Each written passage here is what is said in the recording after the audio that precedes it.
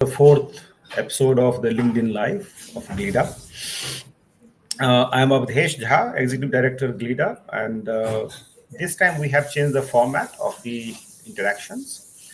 And since we are talking about the driving mobility and knowing more about the battery, so I thought that it is more important to have a conversation with someone who understands the battery quite well and who could be a better expert than Dr. Rashi Gupta, who is also known by the name Batterywali, right, Rashi?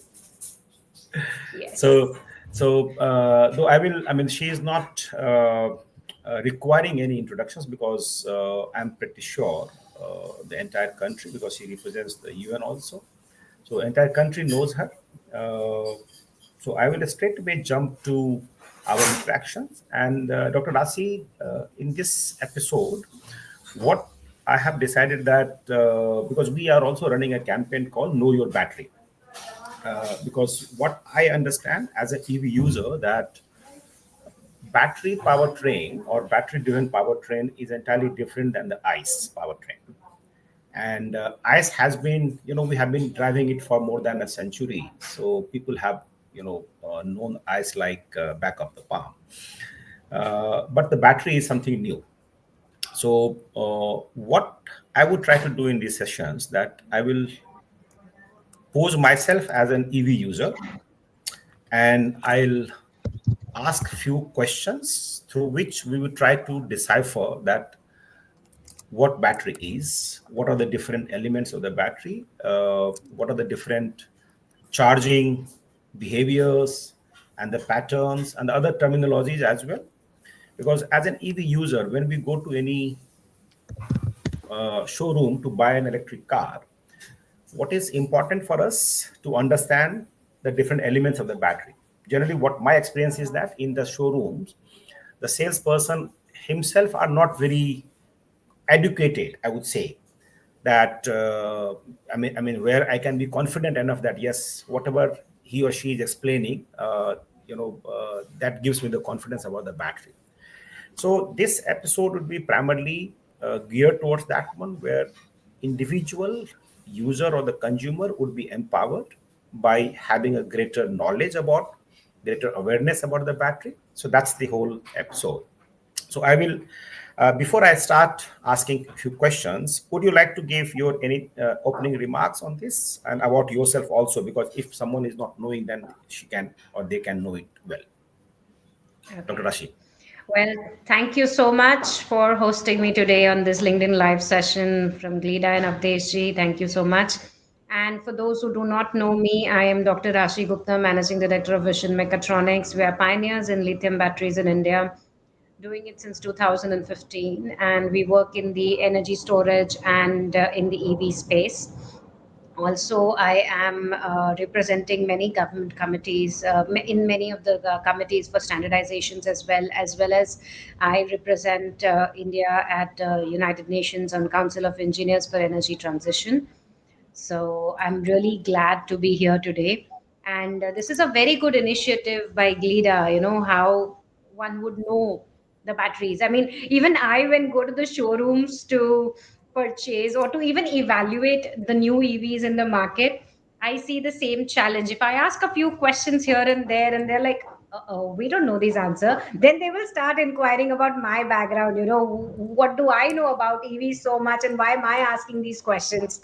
So then they are skeptical, and they take a back seat on, like, okay, we will get back to you, and that get back never happens. They never come back to me on any of the answers. So yes, there is a gap, definitely, and these kind of sessions will really help the consumer to be really aware of what they're buying. And when the consumer is aware, I'm really sure that we will make the EV penetration and the dream of the Prime Minister come true of clean and green India. Yep. Thank you, Dr. Rashi. I think, I mean, you yourself as a user, you have faced this situation, so, and especially having a right information about the battery. While the battery is new, while the battery gets degraded during the period of usage and then end of the life. So all these information, if a consumer has, then they would really understand and they would be more motivated towards the driving electric vehicle. Because a lot of misconceptions are around the end of the life battery, the warranty of the batteries, what does it mean after 8 years or 150,000 kilometer, what will happen to the battery? Do we have to necessarily change the battery? So all those concerns are there. But let me begin with first the initial thoughts that let's say when we go to enter to any showroom and we ask and they say that fine, this vehicle has 80 kilowatt hour of battery. Let's begin with that. What exactly does it mean for a consumer? So they say that fine, it has 350 kilometer range, 400 kilometer range, but then the battery is 80 kilowatt hour of battery. What exactly does it mean to an end consumer? Well, it actually means nothing to the end user. I mean, if you look at it technically, because the user is not concerned with that, to be very honest. But now, if we have to, open it up a bit or elaborate a bit, what I would say is what user needs is the range. And what user needs to compare is in the size of the battery, what is the range they are getting when they compare multiple vehicles. Like, for example, vehicle brand A, and there's a vehicle brand B. Now, in vehicle brand A, you have a 50 kilowatt hour battery. Vehicle brand B, you have a 80 kilowatt hour battery. And both of them, this is just an example, okay? And both of them are giving you the same range of 350 kilowatt hour. Oh, sorry, Okay. 350 kilometers per hour. Okay. Now, Yes. what happens in this case? The people will start thinking, this one gives me more in the same battery pack, this one gives me less in the same battery pack. How is this happening? Now, what one has to understand is there are various settings by each and every car manufacturer or each and every vehicle manufacturer. Based on that, these outcomes of the range in terms of kilometers will be different. So efficiency here is different of both the battery packs. The range of both the battery packs are hence different. Second thing is at what setting of depth of discharge. What is depth of discharge is a very simple thing. I have a glass of water.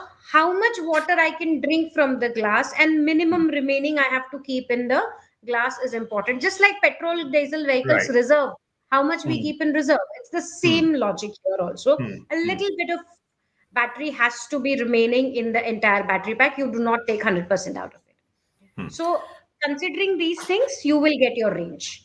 Now, both of them are equally good. I mean, I would not say both of them are bad, but it's a matter of choice. It's a matter of energy that you're getting out of the battery pack. Now, they might be using the same chemistry, they might be using a different chemistry. If the chemistries are different, definitely you will get a different range in the size, in the different size of the battery packs. So Okay. these kind of things one has to understand and evaluate. So, if you have to compare the batteries of each and every vehicle that you're going to buy, and when you start comparing that, you will automatically understand which is the best value for money that you are going to spend. Not just the features of the car, but also importance should be given on the batteries, because batteries form at least 45 to 50% of the vehicle's cost. So it is Correct. important. So here you said very interesting aspects that the 50 kilowatt battery or 80 kilowatt battery could have probably the same range, right? So this brings in very interesting questions from the user's perspective, because the user, obviously, if you are having an 80 kilowatt battery, you are expected to pay more to the vehicle, right? Cost compared to the 50 kilowatt battery.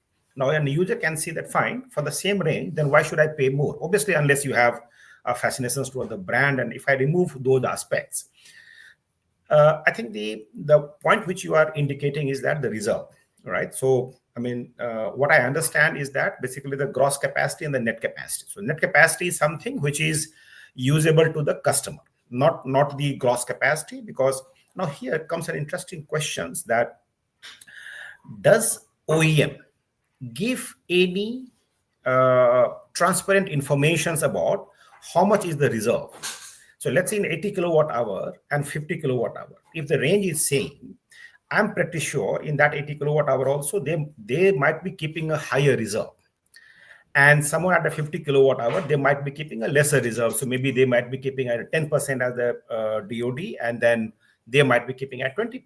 So at 20%, as an EV user, I get an alarm that fine, you have a zero range now. Now you can drive to maybe 5 kilometer, 10 kilometer to reach the new, the charging stations. Now the question is that does the customer get this information? Number one, and second, what is the advantage of having these two different reserves by the different OEMs? What could be the strategy for that one? Why they will be doing this one? Well, see, what happens is, as far as I know of today, this information is not available for the end user because the auto segment works only on what is the kilometers I'm going to drive in one charge. So this information is not available. Now, Okay.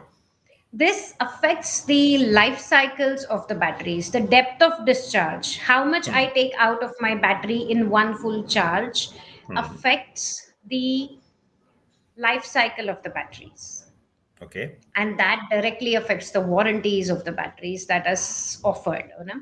So Okay. if I'm looking at an 80% DOD, if I'm looking at a 90% DOD, my cycles change. And when my cycles change, what happens is my warranties and the number of years of performance also changes. And that Okay. is the reason why somebody would tune it that way. I mean, that Okay. depends. So there's So, a usable capacity which is always available hmm. out of Hmm. battery, Yeah. and that usable capacity should be compared in terms of the range that you're looking at, because the more is the battery size, even the space required is more. Like a 50 to Hmm. 80, if you compare, even the size required will be more. Most of the times it is on the base of the vehicle. Hmm. Hmm. Sometimes even it is on the roof of the vehicle. In the bigger Hmm. buses and stuff, it's on the roof. But Hmm. this is how you need to compare and understand that what is my battery about. Then you should also look into the chemistry of the battery, which chemistry Hmm. is the OEM offering you. Hmm. And based on the chemistry also, the energy density changes. When Hmm. the energy density changes, again it impacts the size and the life cycle both, and there you might get a higher depth of discharge. So Okay. these are all interlinked parameters, and these really affect the battery size, space, and life. Okay. So, I mean, I'll just extend it a bit for the more clarity for the audience is that, the different OEMs have a different strategy. And basically, because some of the OEMs might be feeling that fine, initial range we have to give more, that becomes more important for them. Someone would feel that fine, we will not give the initial range more, but then we will give over the life of the usage of the vehicle, we will give the consistent range. Because if you have a more, I would say, you allow more reserve, it means you are initially giving a lesser, but then as the battery ages, they can dip into the reserve and they can maintain the same range. So I Yeah. think probably that could be the strategies.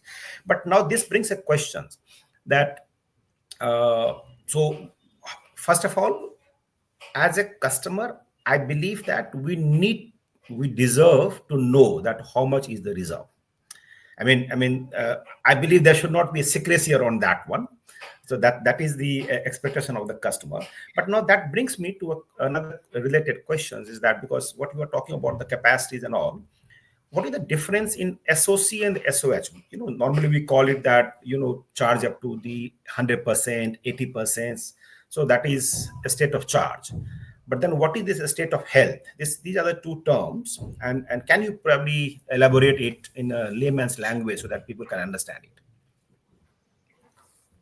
SOC and SOH. Okay. SOC is state of charge and SOH is state of health. Okay. Um, I can give multiple analogies for this, but I'm just looking at the most simplest one for people Yeah, to yeah. understand. Hmm. What you could do is when you look at SOC, it is what charge my battery is having now at this moment.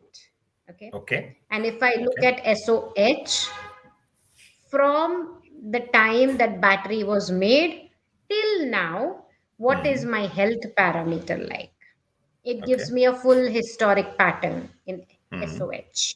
Hmm. It tells me what is how much is my compromised health of my battery as of now.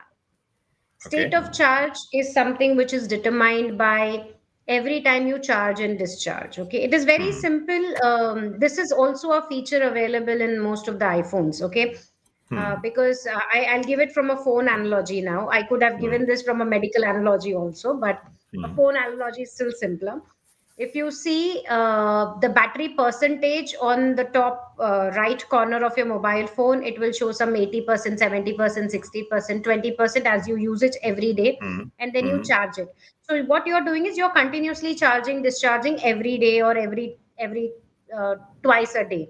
Hmm. Now, when you go in the settings and you go to battery health, you can see what is your battery health. That means it Hmm. shows 88%, 87%, 70%, 60%. So, over a period of years, there is a continuous degradation that happens in the batteries. Okay. Same way, I keep on using it, and then finally one day it does not, it cannot be used anymore. So, Hmm. that is the state of health. And in EVs, it is usually said that at 70% of 80% of state of health, should retire the batteries. At 80% state of health, we should retire these batteries. Most of the times, Okay. that is how it is. Okay. Terminology is. Okay. So, I mean, if I take the business example, can we say that a state of health is like a balance sheet of the company? So at a particular point of time, what is the health of the battery? And SOC is like the P&L, that you have certain income. So while you are P&L of the charging, battery. you are getting the, and then you are What discharging, is so you my are profit expending and that loss one. today, and what is my shareholding and reserves and surplus is Is on my the SOH. in my SOH. No, good, good. Yeah. So now, you use the word the degradations, that over the period of time and over the uses, the battery degrades. What I understand, that there are two ways the battery would degrade. One, because of its chemical nature, it will, whether you use it or not, it will degrade over a period of time, which normally we call it calendar aging or something like that, right? And then you have over the usage, that how you charge or how you drive the vehicles and all those things, that you call it cyclical degradations. For the benefit of the audience, can you explain and that what is these two degradations are, and how they can take care of these degradations? What are the behavior side, what are the safety side they should deal with in the battery, so that they can maintain or elongate the life of these batteries? Okay. So first is there is one misconception with people that if I keep my battery idle, Hmm. it will not degrade. There's Okay. this misconception. Okay. Hmm. People think the more I use, the more it's going to get degrade. So if I don't use it, will not get degrade. Hmm. That's not going to happen Hmm. because there is a chemical reaction that keeps happening inside the battery. So the calendar Hmm. life is limited, Hmm. and the usage life is based on the number of cycles that you have. Okay. Now, what happens is every charge and discharge of the battery that you do, the ions keep moving inside out from the anode to the cathode via the separator, and the Hmm. charge discharge takes place. Now, this chemical Hmm. reaction keeps happening. So, there Hmm. is an age to the particular electrolyte which is inside the battery. There's an age to sorry, the anode and the cathode that you have. So the calendar aging will happen. So there are, you should always look at the battery as number of cycles and number of years.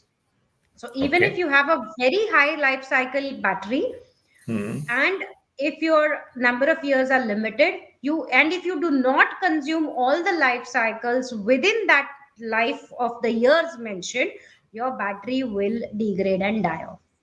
Okay.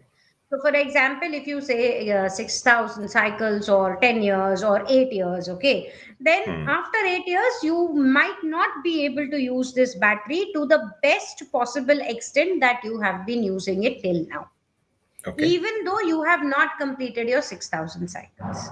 Hmm. So it It's like means, best before use date, use best before date that you have labeled and printed. So that is the similar concept here. Because best before use, so that date is mentioned. So that is a calendar life of 10 years. You may use it, you may not use it. Is not going to affect. The degradation will keep happening. okay. Here we would bring in this warranty concept. So we'll try to decode how this warranty is designed by the OEMs. I mean, because we know across the world, as manufacturers are knowing more and more about the battery, they are perfecting the technologies and all, they are increasing the warranty. Like, I mean, Yeah. I'm aware that the Lexus is someone which is giving around kind of a lifetime warranty, kind of lifetime warranty, right? Mercedes on the EQB and EQS, or EQE and EQS, they are giving almost 300,000 kilometer of warranty. In India, typically the OEMs are giving 8 years and Oh, wow. 150,000 or 160,000 kilometer of warranty. So, first of all, does it mean that after these 8 years or after this 150,000 kilometer, a customer has to necessarily replace the battery? Is that the meaning of the warranty? Or the meaning is that no, within this warranty period, OEMs are guaranteeing that your battery would perform and it will not degrade below the threshold limit which they have designed, and if something goes wrong they will replace it either by repurposing it or by bringing the new. What exactly, because this is something which has an impact on the second the or the I would say the after sale, after 8 years and the second sale of the market. So how does it a customer should decode this one, 8 years, 150,000 kilometer? Okay. So now, as a consumer, if I look at it, to me, it means 8 years or 150 kilometers, whichever is earlier. My battery is to perform, and if anything goes wrong, I am entitled for a free replacement or repairs or whatever is the term mentioned in that. My car should work, my vehicle should work Hmm. Hmm. flawlessly. That is Hmm. what it means Hmm. in layman's language as a consumer. Hmm. Now, when I look at it from the technology perspective, what happens is that the newer technologies are much more stable, they are Hmm. more robust, they last longer. And since they last longer, we can give them a longer warranty, we can give them a better serviceability, and they have a better chemistry and capability to perform. Hmm. And Hmm. that's the reason why the people have extended the warranty periods. From the time I started, I was looking at having a warranty of 3 years to now 8 years and even up to 10 years, and in some Hmm. cases they are okay with lifetime as well. Hmm. Hmm. So So when they say lifetime, what exactly does it mean? I mean, lifetime means that in perpetuity it will go, or still it has behind the lifetime scene. doesn't ever mean perpetuity for anybody, sir. That is not possible. Otherwise, there shouldn't have been any problems. Nothing would die, everything would be perpetual. So that's not Yeah. happening. But lifetime is somewhere defined as the life of the vehicle, which is expected to be under regular test conditions. What is the life expected of the vehicle or life Okay. expected of the battery? So based on that, they say lifetime. Okay. So now I'm bringing some very relevant point here, because when I was in Auto Expo, I will not name the OEM, but one of the OEM who has launched their car, they have said that it is a lifetime warranty. Another OEM also says that's a lifetime warranty, but then they say that for the first owner, and if the car changes hands, then the lifetime warranty doesn't apply. Why this qualifications by the OEM? What could be the rationale for that from the OEM's point of view, and how as a user? Because see, on the EV currently has a challenge of that it is not finding a taker in the used car market, and for adoption of AD technology, the used segment is equally important, because I'm pretty sure the people who might not be driving for 150,000 because the new variant would come, the early users or the early adopters of the electric cars, they would like to change the new car, but then they need to expect that they would get some value of the old car, but there is no used car market exist formally in India. So this kind of complexities added by the OEMs, that it is only for the first owner, not for the second owner. What could be the rationale for this one, and how See, it is what relevant? happens, Yeah. I would not comment on the relevance, but Okay. what I can think or perceive is that under what terms the sales have happened. And many a times what happens is when there's a car accident, I mean, this is the trend, okay? This is the consumer trend, that when an accident happens, they tend to just sell off the car. Whenever there are minor accidents are not considered, major accidents happen, they tend to sell off the car and then buy another one, okay? And this second market is something which is still not, as you said, prevalent in the Indian market for the EV segment. Now what happens is, in this case the OEM doesn't know under what conditions was this car sold, okay? And if they don't know that, and they don't know what was the battery condition at the time of this sale that happened from first owner to the second owner, they don't want to get into the hassle of going further and taking of the responsibility. So 90% of the times the accident cases are like this, where the car is sold out. Otherwise, this shouldn't be a major issue. And now there is also a few OEMs which are giving a buyback value, a buyback plan at the time you purchase the new electric vehicle. And in that Hmm. case, they tell you that they give you an assured buyback value at the end of 3 years, at the end of 5 years, and they are also giving financing options. So I've seen that aspect also, and I'm seeing this aspect also. Hmm. So it Hmm. is Hmm. Hmm. just that they are uncertain about how the car is being transferred to the next, in what condition it is being transferred to the next owner. That is the Okay. probably I, an anticipation of the OEM. I mean, I can leave you at that point, because I mean, for this particular topic, reason being because I am aware that when I was exploring a lease of a vehicle through a leasing company, and that leasing company is extended financing arm of an OEM, right, who makes electric vehicle. And that leasing company itself was saying that we don't have a confidence on the battery residual life. All right, that's the part of the OEM group, but then they themselves are saying. So I think there is a lot of currently the gap in how information flows from the Yes. hardcore OEM wings to their financing wings, and how the people are being made aware. So I think this is important, that OEM should also start educating their own financing teams about the battery. But then let's come back to the another important aspect from the consumer's point of view. A lot of uh, hype is being created in the market about the AC charging versus DC charging. And particularly this is very relevant for the fleet, because fleet would like to have all the cars on the road as much as possible. But we are aware, being a charge point operator, we are aware that many of the fleets are constrained by the warranty clause, that if you do not do the AC charging after certain number of DC charging, your warranty would be void, the battery health we will not guarantee, and all those things. And obviously, by paying higher upfront cost, the fleet would not like to lose on the warranty. So that becomes a deterrent for them, because otherwise the asset is not being monetized well.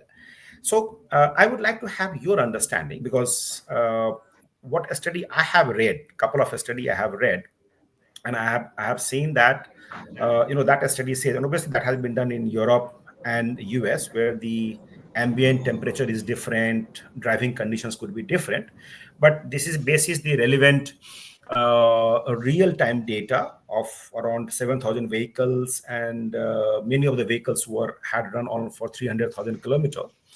And they still say that irrespective of whether you're doing the AC charging or DC charging, normally the range difference, I mean, the degradation is only 2 to 3%. Now, how relevant do you find that this should be done 0 to 100 after each DC, or after 4 DC, or after 6 DC, or after 10 DC charging, 0 to 100 on the AC? How relevant this is, and how from the technology point of view, not from the warranty point of view, from the technology point of view. Do you see a merit in this, that it should be done? And if the DC charging is primarily C or 2C maximum, it is not the 3 and 4C rate, because normally in India we don't have a car currently. Majority of the car which has a 3C or 4C supporting. So 1C or 2C is the maximum in general. So how do you see this debate, and how would you like to reply to this one? Now, from the technology standpoint, there are two aspects to this. Okay. It comes to the balancing of the cells inside the battery pack, which affect the fast charging of the battery. Now, if there are two types of balancing, one is a passive balancing, one is active balancing. Now, just Okay. in a brief, one can go and see the video on the YouTube channel of Vision Mechatronics as well. Now, in passive balancing, what happens is during the idle condition, there is a balancing that happens between the cells. Okay, this is passive. But when you look at active balancing, even when there is a charging or discharging of the battery happening, at that point of time also you will see that the battery cell gets balanced. So if you have active balancing in your batteries, you can do a fast charging at any point of time. It will not very severely affect your battery health and your battery life, Okay. and you will achieve a much better, faster state of charge, as well as you can actually draw or withdraw more juice out of your battery. Okay. Now, most of the batteries that are available are typically with passive balancing. And what happens is when you're charging, it is not going to balance internally between each cell or each pack that is there inside the big battery. Now, in that case, when you do a slow charging or the AC slow charging, that is the nomenclature, the battery gets time to get balanced or equalized, in the normal Okay. terms, to get equalized. And that is the reason why it is said that after a few fast charges, do at least one slow charge to let the battery balance out internally itself. Okay. Now, in this, yeah, okay, Yeah. go. Please go ahead. In this, there are also multiple ways and efficiencies of the batteries. Like most of the times they use a resistive based passive balancing, where most of the energy is dissipated out so that your battery can be balanced. This is wasting of energy. There could be an internal transfer within that, so you get more efficiency of charging in your battery. So these are some technologies on the front which are available, which can be used, and very few of them use it. And that is the reason why some will allow you to have continuous fast charging, some will say no, after a few fast charges it is advised to go for a one small short AC charge, and leave it overnight to get balanced, or things like that. That's the Okay. reason most So of the times. yeah. So if I understand correctly, you are saying that it is basically the OEM or the battery manufacturers, the OEMs who decides which battery they want to use. So essentially, it's the batteries design and the engineering that will decide that whether you can go for a continuous DC charging or they require AC charging. Uh, but I mean, from the consumer point of view, I think this is my view is that then OEM should be probably more transparent in sharing these kind of informations that yes, we have a technology which allows this one. Otherwise, in the market, what happens if you say that no, after 4 you have to do one, or after 10 after you have to do one, then people starts comparing the two OEMs, that why it is different. So there I would like to understand: is it also dependent on the uh, battery chemistry, that LFP or NMC have a different active and passive? No.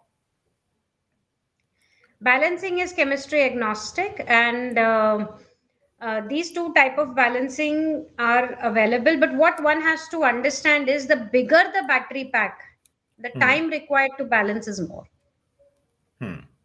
So in the large battery packs, you will require larger time to balance out and equalize inside the battery. If you do not have a very powerful active balancer, you will take time. And so the large battery packs, it is usually advised that you leave it in the night idle, so that morning most of them get equalized over a period of 8 hours, 10 hours, 12 hours, like that. So, Sometimes it may even take 24 hours to equalize. and so can I extend this logic and say that if the OEMs decide to have the active balancing, probably that would require some additional investments and additional cost for the end consumer. Is it fair to say so?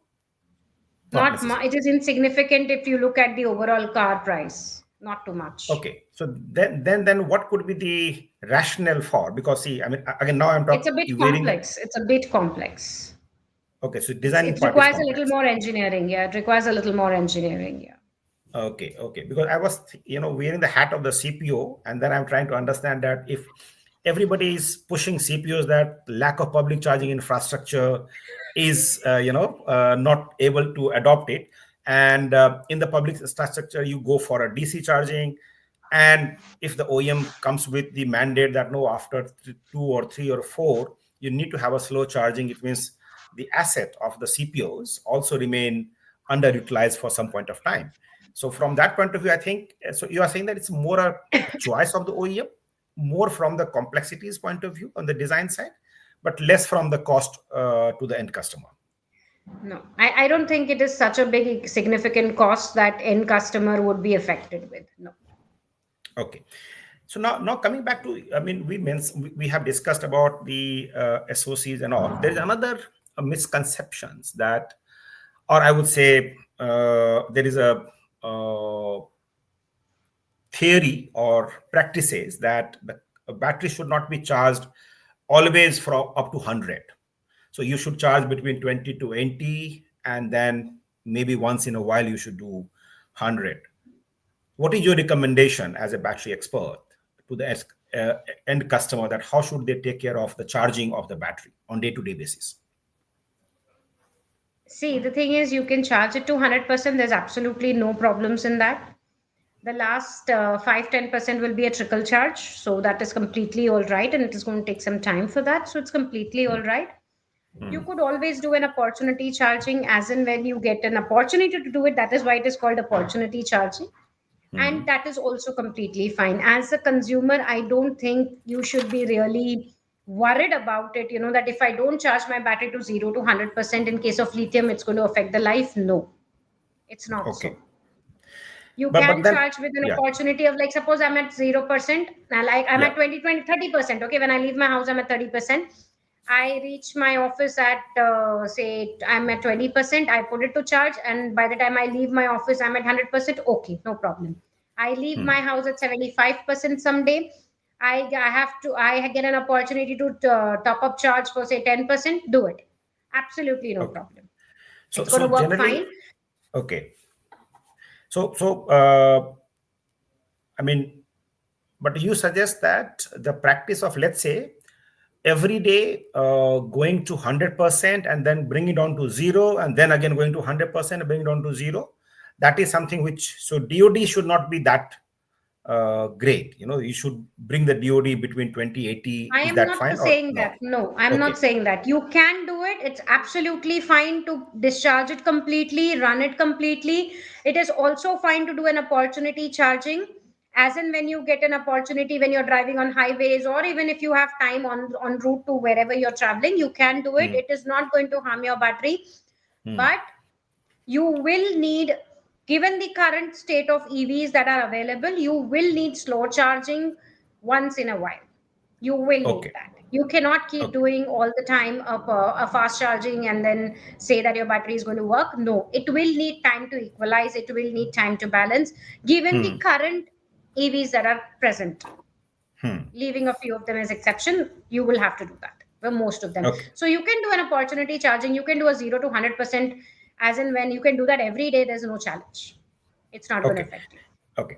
Now another real life example which I have experienced also, and I would like to have your expert view on that.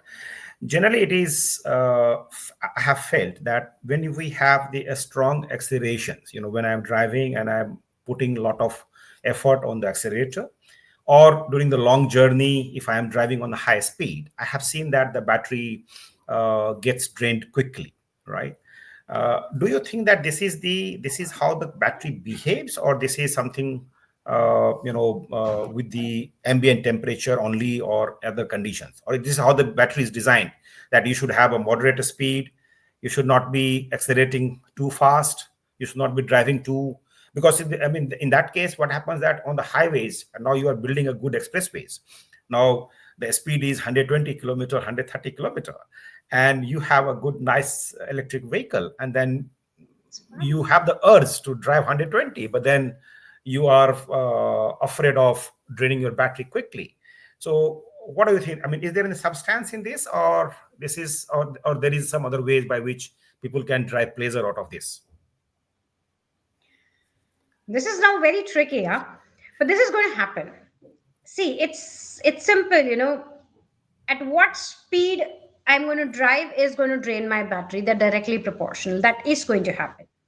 Now it's the same analogy of a water tap. Okay, if I fully open the water tap, I'm going to have a full flow. If I just open a water tap little bit, I'm going to have less flow. It's the same analogy that you have with the battery. If I'm going to accelerate at full throttle and give it a full speed, my battery is going to drain. That's my reserve that I have. How fast? The rate of flow is the same analogy. You will drain out your battery. And it is nothing wrong with it. This is going to happen. It's very natural, it's very normal. But what you can do is, when you know that you have this has to be planned well. Your driving has to be planned well to get the most out of your battery. Now, if you are going to drive for say a 50 or 100 kilometer stretch, okay, and you want to and you know that there is a next charging point available at X location after X kilometers, so you should plan your speed accordingly. Over a period of time when you're driving, you will learn this, and this will give you a very good insight on the battery dynamics also, and your vehicle dynamics also. And this would save you a lot of time and effort in terms of charging. Okay. So when you plan this, you actually achieve a lot out of your electric vehicle. So that Okay. mileage concept of the ICE vehicle is the same analogy here in the electric vehicle also. Yeah, but the good part is on the ice, you are not afraid of. Fine, you have extra fuel which you consume while you drive very fast, but then you find a lot of petrol stations on the battery. The challenge is that unless you have that kind of extension of the chargers, probably you will always be, I would say, restraining yourself and not driving full driving pleasure, because someone is getting kick out of this driving fast. They will Of be course, deprived. it's a They will be it's a deprived of. fantastic pleasure to drive those EVs on the highways where there's no bottleneck and vroom you go.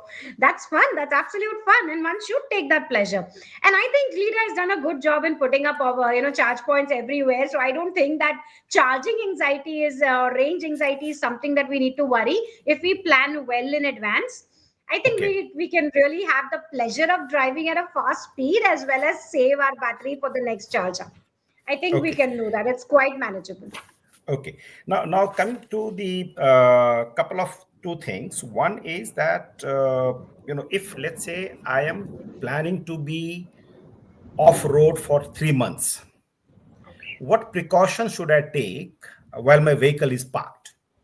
So in terms of charging, in terms of temperature, in terms of shades of the parking and all, can you please elaborate on some ideas This on is a that? very important topic, very important thing.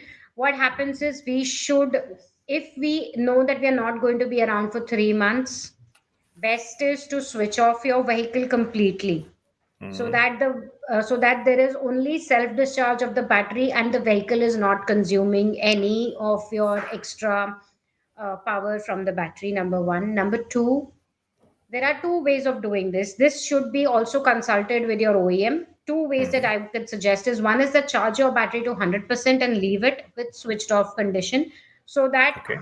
even if there is a self discharge, when you are back, you still have a decent amount of battery available in SOC available in your battery. Number two, this would also let you know what is the self discharge of your battery. This is an experiment that you can do to know what is the self discharge or the self consumption of your vehicle as well. over a period of time. If you leave it at 100 and then when you come back, you're at 80, you're at 70, you're at 60, whatever is the next thing. Okay. Now, the next way of doing it is leaving it at 50 to 60% to be on the very safe side, so that the temperatures do not affect. If you have an open parking lot, or if you are not in a covered condition, or if it's a very hot climate, what you could do is you could leave it at 50 to 60%, and this would really help the battery to still have some temperature tolerance and not get into a thermal runaway. Okay. So these are two things that you could do, and you should always consult the OEM, because OEM would be the best, because they understand what the battery they have put into the vehicle and what are the parameters that they want you to keep in mind. So these are the two ways of looking at it, and both are correct in their own ways. But I would still suggest consult your OEM once. Okay. And this you are recommending for any type of automobile batteries, two-wheelers, three-wheelers, four-wheeler, buses, anything? Everything. This is the general way batteries are dealt with. Okay. And on the parking, do you recommend, because in India we have a huge, we see the temperature variations. So during the summer, especially the May, June, if someone wants to be off-road, do you believe that, though it's recommended is that you should have a shed, and so that the temperature, falling on the car should not be very, very high. But then, do you believe that this is something which is because many of the people in the urban places doesn't have the covered parking? How much it will have effect on the degradations or anything on the safety aspect also if you are exposed to the sun? Okay. Now there are again two aspects to this. One is that we are very well equipped with technology to deal with the high temperatures in the country. There is absolutely no problem with the tech available. The thing is how far the OEM, I'm now here across the range. I'm not talking of four-wheelers here. I'm going from two-wheelers to buses, every aspect of the electric vehicle segment here. How far the OEM has gone to implement all these technologies, all the safety parameters into the batteries, and if they have, your batteries in your vehicles, even out there in summers, will not catch fire. Okay.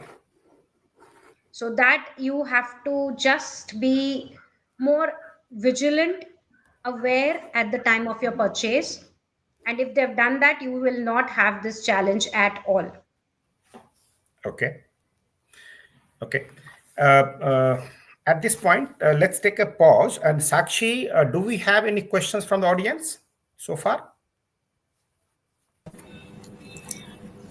So we do not have any questions from the audience as yet. However, ma'am, I have a question for you, if you can answer it. So we like to say that this is an era of AI and analytics, right? So what role does AI and data analytics play in battery optimization and life cycle management? Well, AI and analytics are very important. Like, I'll tell you what, in all the batteries that we manufacture, we have preventive and predictive monitoring across all the batteries. And we have input AI to all the batteries so that we can have data of all the batteries throughout each and every cell. And this gives us a 15-day window to know if there is anything that is going to go wrong with your battery. We can decide and find that all way beforehand, and much before in time. And what we are working now is we are trying to find out that how we can do it 3 or 4 months in advance. So these technologies really make sense, and we have implemented them, and we have found that they are really, really beneficial. This can actually help in the entire value chain together to make the ecosystem very robust. Okay, so Dr. Rashi, there's one interesting question, and I'm paraphrasing it. So the question is from Anirudh, and we have discussed on the AC charging versus DC charging, but he has brought in a very interesting element to this one, that this is normally recommended by the OEMs on the two-wheelers and the four-wheeler segment, but particularly the passenger vehicle segment. But on the bus charging, because the battery size is so huge, I mean, at least I have not heard any OEM suggesting to the that okay, you do the trickle charging, AC charging, on the bus for 400 kilowatt hour bus. You do the 7 kilowatt hour of the charging and then take around 70 hours. Why this is so? I mean, is it because of the active balancing, passive balancing, which you had suggested that bus manufacturer already have? Why it is, if the bus can be do continuously DC charging, why not the car and two wheelers? On the bus also, there is not a continuous DC charging. It's not there. Okay, so I mean, they have to do the AC charging. they do AC charging also, but not at 15 kilowatts or at 15 amperes and all that small plugs. They don't do it. They do it at a lesser capacity, but even they do it. So it means the bus, when the OEM sell, I've seen the bus operators. They say that we have to do short AC chargings also, so that our batteries survive and there is an equalization happening. okay, this is very interesting because so it means the bus also will have an onboard charger. Well, they give an AC charger. Now they put it on board or not is up to the OEM. There are AC chargers for the buses also. Okay. And there is a slow charging. Now, the slow charging doesn't mean that you have to just one. Yeah.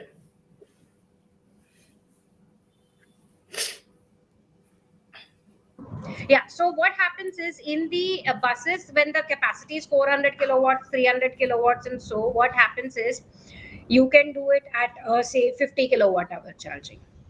That is not a fast charging there. It takes 4 hours still. Okay. It takes 5-6 hours still. So it is not a slow charging in terms. So the slow charging is relative to what is your battery size. Yeah. Understood. They do slow charging. It is not they will take 70 hours or 80 hours. They will do it over a period of 6 hours, over a period of 8 hours, but they will do it in slow fashion. So it's relevant term. Okay, good. Yeah, Sakshi, go ahead if we have any other question. Yes, so we have another question from 𝐁𝐚𝐭. So how soon is solid state battery going to power EVs? OEMs like 𝐁𝐚 and BYD are apparently planning launch in 2027. Is that realistic? Will that mean we'll need higher capacity chargers as compared to today, but lesser in quantity as the charging is super fast and the range is way higher? Please share your thoughts.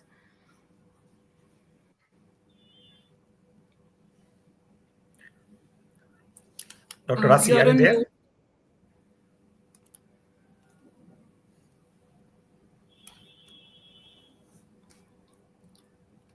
I think we have some communication issues at her end.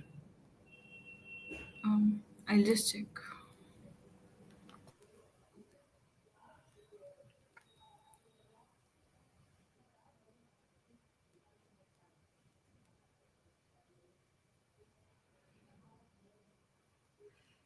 It seems she had some communication issues.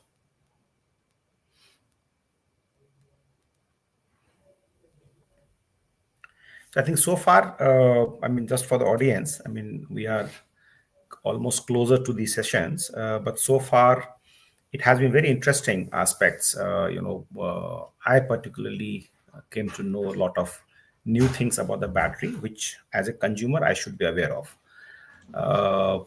Yeah, Dr. Rashi, welcome back. Sorry, there was an internet issue. Yeah. So did you get the question? No, I missed the question. Again, please. Yeah. So the question is from 𝐁𝐚𝐭, and he is asking that how soon is solid state battery going to power EV?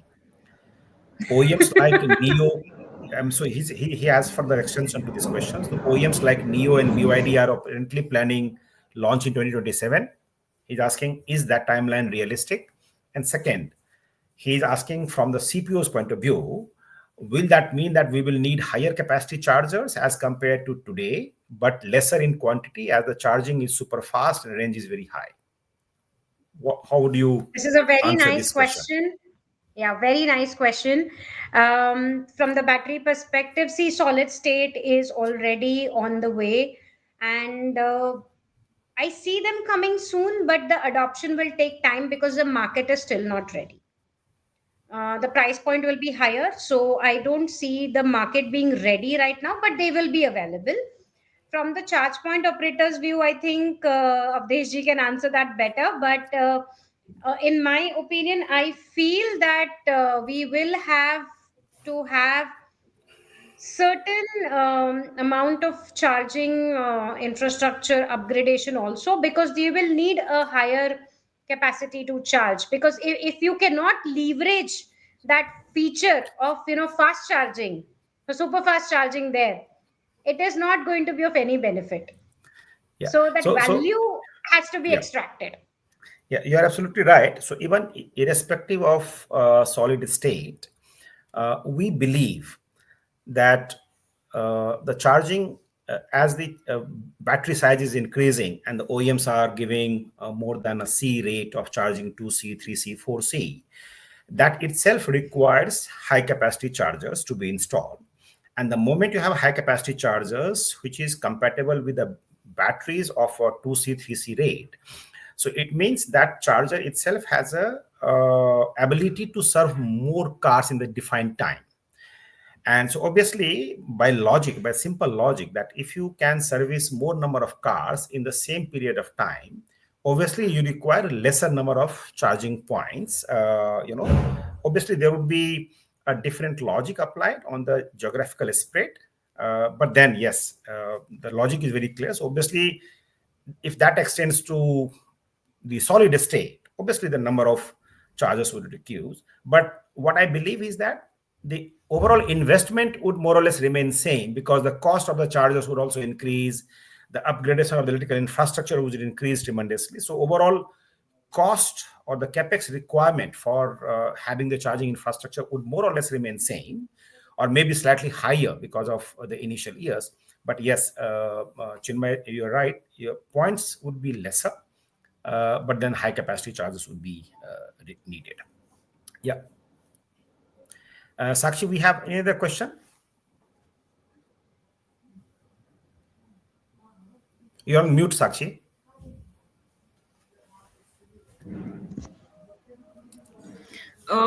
So, sir, there's another question. It seems multiple terms and conditions are there, and ecosystem is in gestation phase. Awareness is core for end users with 100. So, Okay. this is the insight Yeah. So that this is, yeah, I've this is shared. the observation. This is observations. I think this is a very valid observations that initially, see, obviously from the OEM point of view, they are also experimenting, or I would say in the initial stage of the technology adoption. So they will also be safeguarding themselves with a lot of terms and conditions. And that's why I strongly believe that the consumer need to know their battery, which I call it the know your battery. So whenever you step into the showroom, you must demand basic understanding of the batteries, that what is the, not only the size, but what is the chemistry, how it is to be used, how it is to be charged, how it is to be parked, whether we should do AC, DC, all those kinds of a clarity you should have. And I'm pretty sure with these interactions, you have got the fundamentals behind that one, more from the customer point of view, more and other from the technology point of view. So you can always take that, factor into your decision making. So, but before I let you go, Dr. Rasi, the last point from my side, the life cycle of battery. So I define the life cycle of battery into three phases. One is the end of warranty. From the consumer point of view, I'm asking. So end of the warranty. Second is end of first life, right? That is in the mobility point of view, which I call UFL, end of first life. And second is the end of second life. Post that, it goes for a recycling. Now, how do you explain this end of warranty and end of warranty? Everybody is aware that fine, 8 years, 150,000 kilometers is something which happens. But what happens at the end of the first life? Is the battery still usable or for the mobility? And if it is not for the mobility, can it be used for the second life? And if it can be, then how appropriate it is or how economical it is? Okay. Now there are three aspects. One is reuse, one is repurpose, and one is recycle. Okay. Now three things come into picture. When you talk of reuse means using the battery in the same application again. EV to EV, for example, this is reuse. When you talk of repurpose, it is EV to any other application, say for example ESS application. And recycling, as everyone knows, that you just scrap off, shred the battery, get into a black mass, extract the critical minerals back for recycling. Okay, that is the third one. Now, if your battery in the first life is in EV, it can be reused and repurposed both. Now, that depends on how the battery is manufactured. Will it be possible to reuse, repair and reuse in the same application, or repair and reuse in a different EV application? Okay. That is one way. Now, repurpose is a very new line of business, which is a second life of battery, where you refurbish this entire battery, add a different BMS to it, and then you make a new battery out of it, which goes into ESS segment. We ventured into that, and with collaboration with MG Motors, we came out with a product called Relive, and we are like really putting this into the high voltage space, into the ESS application, energy storage applications for backup, DC replacements. All of this can be used. And the third is straight away going for recycling. Now, this recycling could be two ways. One is after second life, one is directly from the first life, if there's nothing left into the battery, if you cannot extract anything out of it. So definitely there is a very big scope of using the first life of EV batteries to the second life in the EVs or ESS domains, preferably more in the ESS stationary domains, and not going back to EVs as it is, and then going for a recycling. So it definitely makes a lot of sense, because you will burden the climate less in terms of critical mineral mining. You will be postponing and still having a lot of good resource available to use in the second life, and then go for recycling. So Okay. because recycling is also very energy intensive, so this would really make a lot of sense. Okay, good. So I think, Dr. Rashi, we have run out of time, and I would have loved to interact with you because of your depth of knowledge on this subject. But then this has been very interesting, and I'm sure audience must have gained some insights that how should they manage their battery if they decide to buy an electric vehicle, either two-wheeler, three-wheeler, four-wheeler. So thank you, all the audience. And any questions, if it is remain unanswered, we will get back to you, offline, not through these live sessions. So thank you, Dr. Rashi, for being here and sharing your knowledge and expertise with the people. Thank you. Thank you so much for hosting me. It was a wonderful session, and thank you audiences for wonderful questions there. Thank you so much. Thank you.